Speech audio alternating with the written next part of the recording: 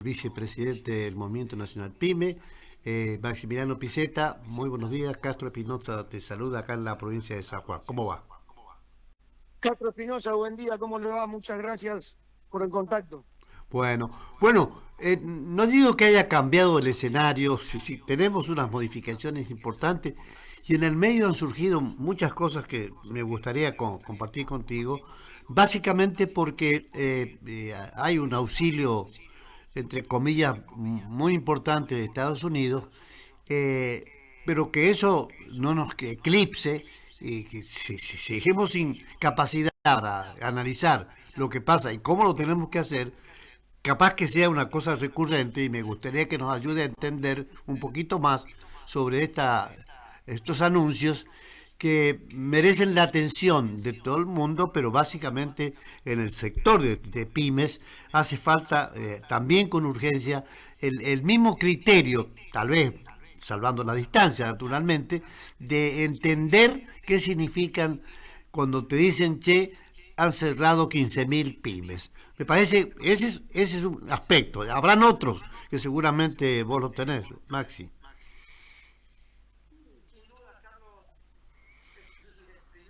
Y que podemos hacer es lo que, lo que vengo diciendo yo hace mucho tiempo. Eh, una semana en la Argentina son 20 años en cualquier país normal del mundo.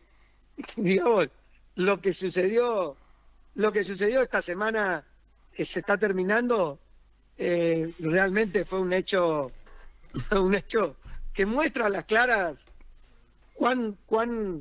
al fin y al cabo, cuán mal estamos, digamos, porque lo que sucedió con el tema de las agroexportadoras, ganando una cifra descomunal en menos de 72 horas, que es creo que un rendimiento, creo que ni el narcotráfico deja tanto, y además llevándose puesto al 95, al 98% de los pequeños y medianos productores que la vieron pasar y hoy están, y esto te lo digo porque tengo conocimiento de esa causa, porque estoy dentro de grupos en mi carácter de vicepresidente de Monapi, pertenezco a muchos grupos de productores y de empresarios y de emprendedores, y los productores, sobre todo los de la provincia de Buenos Aires, esos tipos que forjan la tierra y que laburan y que a las 4 de la mañana están arriba del tractor siendo dueños de 1.000, 1.500, 2.000 hectáreas y que todo su esfuerzo se lo tienen que dar sí o sí a las agroexportadoras. Ellos no tienen poder de exportar y las agroexportadoras hicieron un negocio descomunal y ahí está los de siempre, los que yo te vengo marcando hace mucho, que hay apellidos y hay empresas que pertenecen a esa, sí, ahí sí podemos decir a esa casta empresarial que en este caso San Bunge, Cargill, Aceitera General de esa, tenés a Cofco de los chinos, ahí hay un grupo que se llevaron 1.600 millones de dólares en 2 días, Carlos, y los productores de ese tipo con 1.500 hectáreas, ayer y antes de ayer estaban, pero literalmente a las puteadas, y son todos tipos, es casi un grupo libertario, te diría ese, que defienden a rajatabla a este presidente y bueno, se encontraron con esta jugada y todos defendemos determinadas acciones de los distintos gobiernos y más si simpatizamos con ellos. Pero cuando se meten con la nuestra y cuando nos tocan la nuestra, y bueno, ahí se termina el consenso o se termina el apoyo. Y yo veía que eran, pero no te puedo explicar, me gustaría mandarte algunos, algunos mensajes de los que mandaban todos estos productores. Estamos hablando tipos productores, tipos de trabajo, de los que generan riqueza y valor, de los que al fin y al cabo son los artífices de la generación de dólares. Bueno, esos tipos estaban literalmente, Carlos, a las puteadas, pero mal, enojadísimos con esta jugada que se mandó el gobierno. Calculo en función de conseguir dólares, pero como no conocen de lo que es producción y trabajo, de lo que es la economía real, de lo que venimos hablando siempre, se llevaron puesto al sector verdaderamente productivo y le dieron de nuevo de comer a esa pequeña casta que son 11 o 12 tipos, que son los que se la llevaron todas. Son 11 empresas que cubrieron el cupo de 7.000 millones de dólares en menos de 72 horas, cuando teóricamente las retenciones cero iban a estar hasta el 31 de octubre. Y bueno, te generaron este destrozo que te generaron, destrozo en el sentido de que hay un enorme sector, el enorme sector de pequeñas y medianas empresas relacionadas al agro, sobre todo, que hoy están enojadísimos y están de nuevo diciendo que empiezan a perder la esperanza, que obviamente no les gusta para nada esto y que es ni más ni menos lo que nosotros venimos diciendo en algunos otros sectores, de que siempre se la están llevando ese 10% que son los que históricamente se la llevaron toda en la Argentina, mientras todos los demás empujamos el carro, tiramos, producimos y bueno, están estos tipos que son, y cuando analizás, muchísimos de los 11 hay no menos de 8 o 9 que son de capitales extranjeros, así que, mira, Carlos, esta es la realidad de la Argentina, no podemos desconocer. Yo entiendo que además el apoyo de Estados Unidos, cuando lo analizás, Carlos, es ni más ni menos que hasta ahora solo el mensaje del presidente Trump. Hasta ahora no hay nada que nos marque que hay alguna, o qué tipo de ayuda va a haber, o contra qué contraprestación. Es decir, hasta ahora nadie sabe nada. Sí, las palabras de Trump en una economía que es hipervolátil como la nuestra, por supuesto, calmó las aguas turbulentas, porque se empezó a generar una movida de casi, te diría, de que podía empezar a haber una corrida cambiaria. Y bueno, y la de siempre, Carlos, la macroeconomía devolviéndole, y el sector financiero que le empezaba a devolver al presidente algunas faltas de respuesta, y le devolvía con una piña fuerte, digamos. Se empezaba a mover todo, los bonos por el piso, riesgo país subiendo, el dólar que se empezaba a ir, y bueno, esta reacción que tuvieron creo que es buena, creo que está bueno que el presidente de la potencia más grande del mundo te brinde un apoyo como nunca antes se vio. Pero yo ahora te hago una pregunta a vos que tiene que ver más que nada con lo que viene. Esta pseudo, a ver, pongámoslo como para decir que este pseudoordenamiento, ¿sí?, de este sector, del sector de la macroeconomía, que siempre estamos hablando, y esto creo que refuerza mucho más el concepto, tranquilidad que vuelven a tener fue lograda solamente con un discurso. Bueno, esta tranquilidad que se instaló de nuevo en la macroeconomía, ¿a vos te parece que impacta o modifica o transforma la intranquilidad del bolsillo y la panza de los argentinos comunes?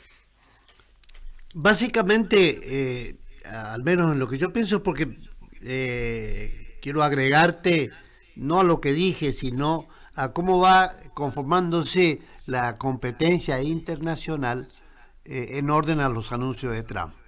China apareció de pronto en publicidades especiales que están trascendiendo en la Argentina y en San Juan, por supuesto, y las redes ahora están marcándolo, que China tiene el propósito de intervenir en la minería, ya lo está haciendo en Veladero, pero ahora agrega una inversión de 50 millones de dólares.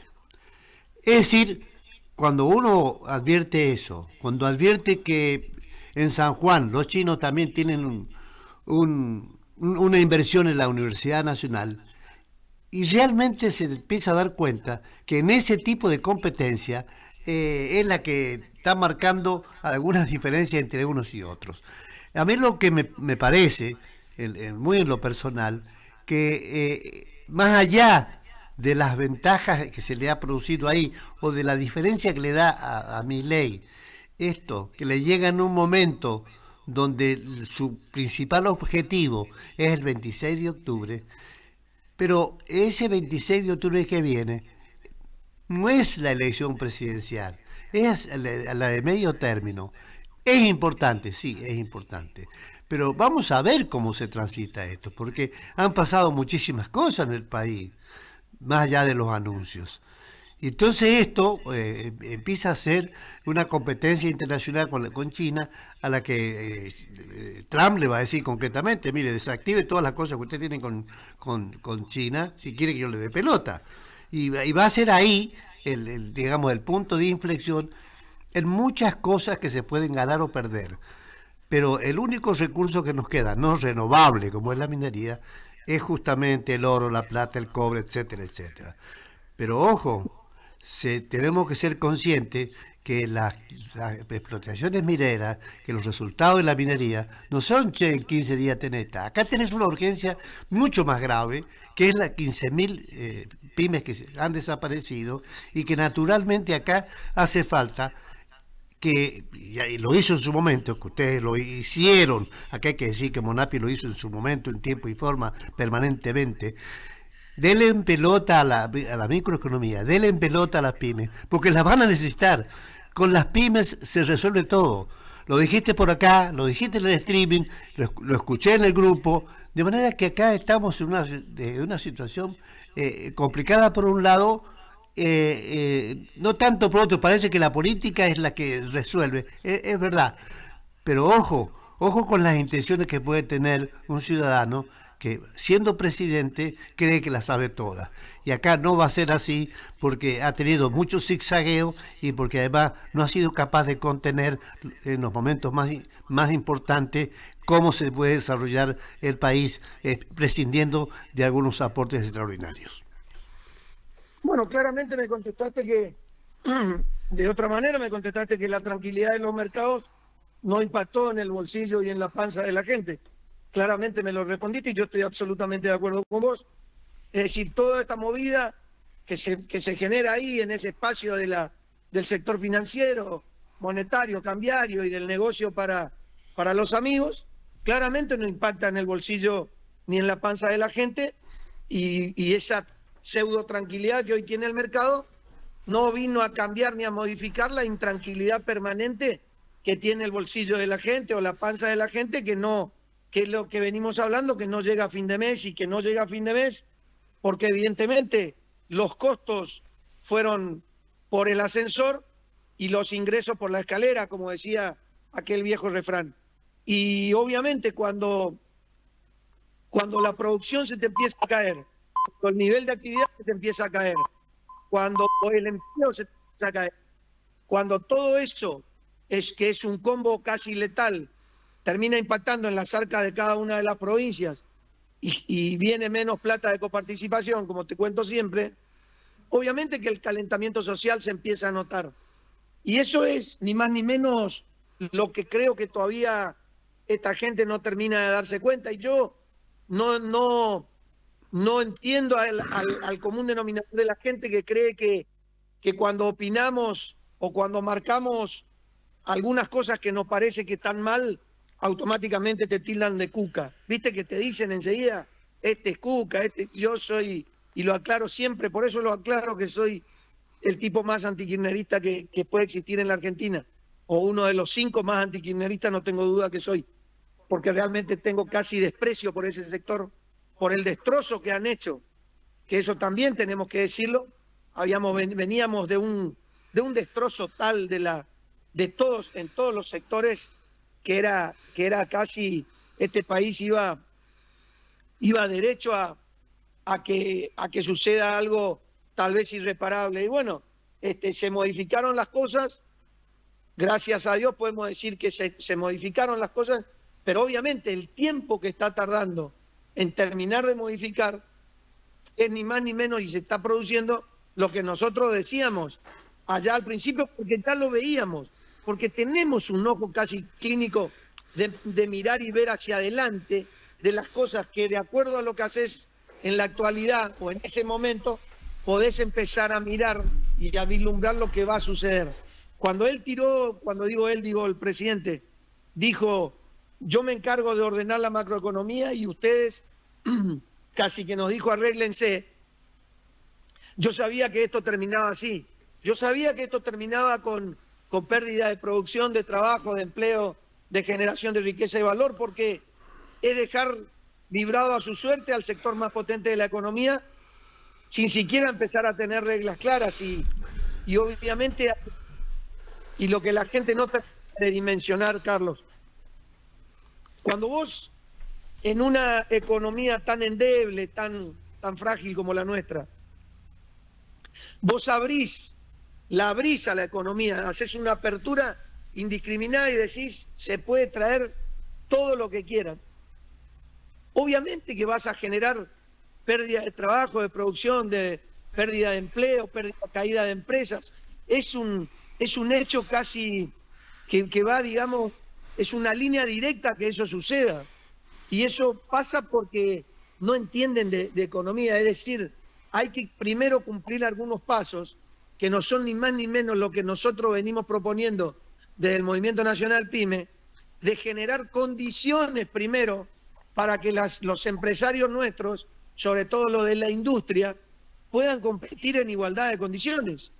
¿Cómo van a competir los empresarios argentinos contra lo que viene, por ejemplo, como producto terminado de China, cuando allá tienen un trabajo esclavo y están con un dumping descomunal, y acá los empresarios argentinos están sin financiamiento, con el financiamiento del empresariado PYME está en el 1,6, 1,7% del Producto Bruto. Es una locura, cuando en cualquier lugar del mundo no baja del 40, del 50% el financiamiento a las pymes. Entonces, sobre todo el industrial argentino queda muy desguarnecido. Y también los que estamos en bienes y servicios.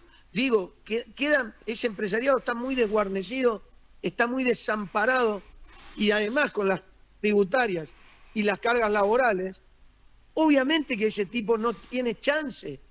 Pero esto lo venimos hablando ya hace un tiempo largo, Carlos, y la verdad que todos los días podemos seguir reforzando el concepto de que si no se modifica, y como te digo siempre, si no se modifica esa ecuación de que para que Argentina pueda empezar a tener salida, necesita sí o sí una microeconomía que sea pujante. Esa microeconomía pujante se da o se va a dar con una macroeconomía ordenada. Sí, estamos de acuerdo, la macroeconomía es el primer peldaño, es el escalón base. Pero esa macroeconomía ordenada no va a ser perdurable, y esto te lo firmo, con una microeconomía que está ignorada. Entonces, si seguís ignorando la microeconomía, todo ese laburo que viniste haciendo para tener una macroeconomía ordenada, se te va a caer a pedazos porque no tenés el sostén, no tenés la estructura, la espalda, la columna vertebral que te pueda generar todo el ingreso de divisa que necesitas. O si no, vamos a tener esta historia de que vamos a vivir pidiendo plata prestada y como estamos en una Argentina que estamos absolutamente todos locos y casi en un nivel de desquicio descomunal, festejamos cuando nos prestan plata. Es decir, es como que vos en tu casa debas y vas y le pedís plata al prestamista, conseguís un crédito y salís a festejar a la noche. Es decir, cuando te miramos decimos, Carlos Castro se enloqueció. Y esto es lo mismo, Argentina vive un proceso de locura descomunal. Festejamos cuando nos prestan plata. Les quiero aclarar que cuando te prestan plata lo que estás haciendo es generar deuda. Entonces, a ver, empecemos a tener las cosas un poco más claras. Acá entran dólares por exportación, muy poquitos. Entran por producción, casi nada. Entran por inversión, casi nada. La gran cantidad de dólares que entraron, cercano a los 100.000 millones o 90 y pico de mil millones de dólares, entraron por préstamos en esta última etapa. Entonces digo, ¿qué estamos festejando? ¿Que somos 100.000 millones de dólares más pobres? ¿Qué es lo que festejamos? ¿Que endeudamos en 100.000 millones de dólares a los que todavía no nacieron? Esa frase como que decía el presidente cuando era panelista. Y eso es real. Estamos endeudando 100 millones de dólares a las generaciones que no nacieron. Mirá qué linda jugada están haciendo. Claro. Y estaba pensando también, Maxi, que en orden a las urgencias que tiene la sociedad argentina, eh, es imprescindible respuestas acordes con ese estado. Y si eso tampoco se da, y seguimos esperando, eh, como está haciendo la gente, bueno, lo tenés minuto a minuto en la televisión nacional. Eh, no sé quién festeja la mínima de 326.000 pesos con el aumento de 1,9. Es una manera de gota a gota entregarle un dinero que no lo va a poder, lo va a usar, porque es el único medio que tiene el jubilado que cobra la mínima. Pero realmente es absolutamente insuficiente que nos encontremos en pleno año 2025, cuando falta poquito para una elección de medio término, que algunos la están pensando para ver cómo sigue empoderándose en lo personal y siendo quien maneja los dineros. Y además en el medio, eso cree que la gente se va a olvidar de los actos de corrupción. Nosotros no tenemos que olvidarnos de eso, porque esa es la clave. Si viene plata y se lo está llevando unipersonalmente a algún ciudadano que es funcionario y por eso lo puede hacer, estamos absolutamente del horno, y eso es absolutamente reprochable, ¿eh? Yo no me olvido de eso. No, sin duda, ese es otro condimento que también apareció en este último tiempo, que se empezaron a ventilar las cuestiones de corrupción de este gobierno, que venía con la bandera de terminar a la corrupción y de terminar una vez por todas con todos ese grupo de fascinerosos y delincuentes, ladrones, que hay algunos presos y que hay un tren entero de tipos que están procesados. Bueno, está la vicepresidenta, la ex vicepresidenta y 2 vicepresidentas. Tenemos también eso, que está presa, digamos, en un hecho que es, a ver, por lo menos podemos decir que es un hecho que marca un poco también la realidad de este país, la realidad de un país que lo han saqueado, sin ninguna duda, Carlos. A este país lo saquearon, pero de este país hicieron prácticamente los que pasaron, tomaron al país de rehén e hicieron una caja para directamente. Creo que yo entiendo que el kirchnerismo ha sido, sinceramente te digo, yo creo que ha sido una asociación ilícita. No tengo dudas, porque esto se ha dado no solo en el gobierno central, sino en los distintos gobiernos provinciales. Han hecho un destrozo sobre todo de la estructura productiva de este país. Es decir, han generado una máquina inmensurable de pobres, con ese criterio que ellos tienen, viste que ellos tienen eso grabado a fuego, y es obviamente un pensamiento absolutamente perverso, maligno, dañino, de que ellos necesitan y quieren tener una enorme cantidad de pobres y generarle de alguna manera alguna cierta esperanza. Entonces, con eso eran siempre los regalos, esos que mes a mes le daban, y eran obviamente condenarlos a la pobreza eterna, pero los tenían permanentemente con la esperanza de que iban a tener cubiertas sus pequeñas cosas. Ya llegaba un momento que no podían cubrir absolutamente nada, y si seguían iba a ser ahí sí iba a ser una implosión de ese sector de la estructura social, y nos iba a llevar obviamente puesto a todos. Pero claramente, como estamos analizando, y te vuelvo a decir, la tranquilidad que tienen los mercados no modifica la intranquilidad del bolsillo y la panza, Carlos. Esta es una frase que describe la realidad de la Argentina, y cuando se preguntan por qué perdieron, por ejemplo, en la provincia de Buenos Aires, bueno, ahí está la respuesta. Estos creen que lo que ellos están haciendo en el sector de la macro, en el sector financiero sobre todo, creen que es una gran proeza, y tal vez sea así, tenga algún cierto éxito, pero si eso no baja, si eso no derrama en el grueso de la gente no la ve, no la siente. Por lo tanto, te puedo asegurar que si no lo ves, si no lo sentís, directamente no existe. Entonces, todo el trabajo que vos creés que estás haciendo lo mejor del mundo, si tu pueblo, tu gente, si tu país no siente, y no te sirve de nada. Y eso es lo que está pasando hoy. ellos hablan de las cuentas ordenadas y la gente te responde con que no tiene para comer, con lo que vos me acabás de decir. Me está diciendo de 329.000 pesos, que es lo que te viene generalmente en una boleta de luz, y después te queda todo lo demás, es decir, estás condenando a esa gente directamente a que empiecen a abrir la puerta del féretro y meterlo adentro, porque si solo te va a alcanzar para pagar la luz, después contame cómo haces con todo lo demás.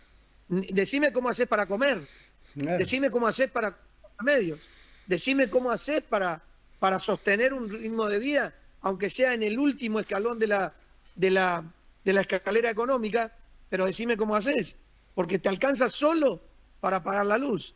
Entonces eso es lo que no terminan de entender, que el impacto que generó toda la suba descomunal de todo lo que tiene que ver con los servicios, ha hecho un destrozo espectacular en la economía de la gente. Más allá de que él diga que antes ganaban $80, hoy ganan 300. Una cosa es que ganen 300 y no pueden vivir, y lo del otro lado te dicen cuando ganábamos 80 podíamos vivir. ¿Por qué? Porque el costo de vida estaba mucho más bajo. Está bien, yo entiendo, eso nos estaba llevando a lo que describí hace un rato, de que nos íbamos a meter un palo que posiblemente no salíamos más. Pero bueno, tenés que ir, no puede ser siempre una punta o la otra.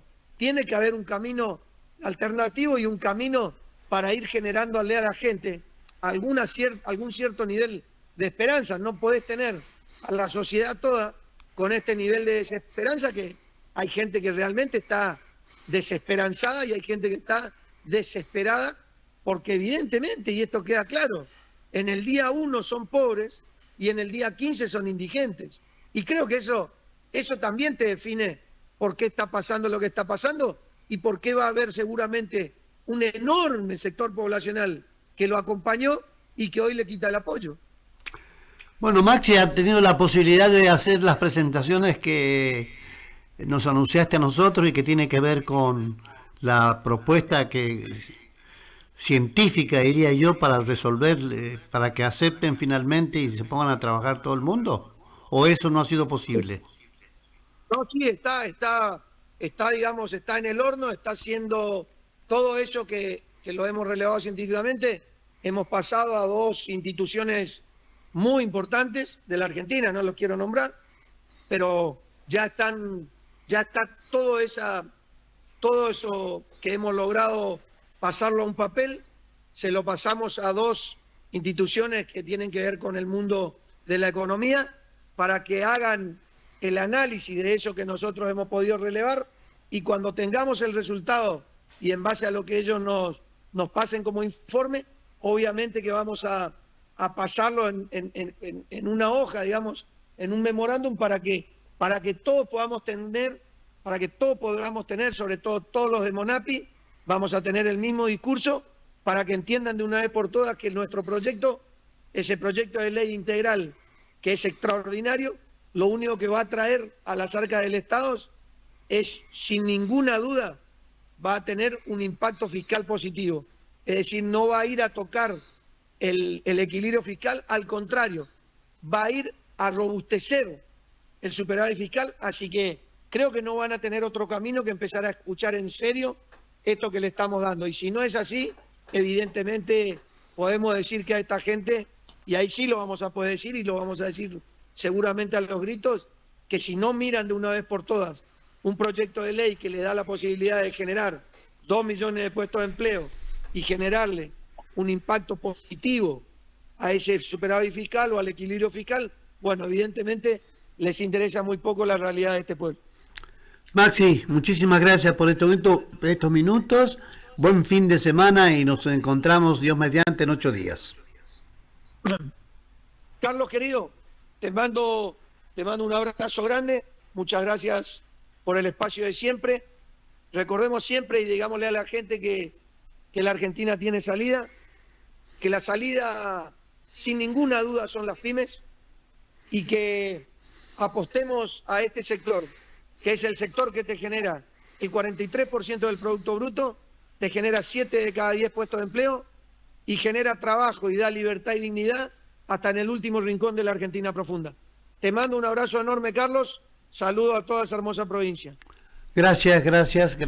Estamos hablando con el vicepresidente de MONAPI, Movimiento Nacional PYME, Maximiliano Picetta. Él nos ha dado un pantallazo con el criterio que él siempre pone y la voluntad que pone para que la gente entienda qué es lo que significa, qué significan las pymes. Hay algunos que se hacen los vivos, otros que se hacen los sordos. Lo importante de esto es que el mensaje les llegue y que se logre finalmente concretar esto que tan lo plantean los empresarios.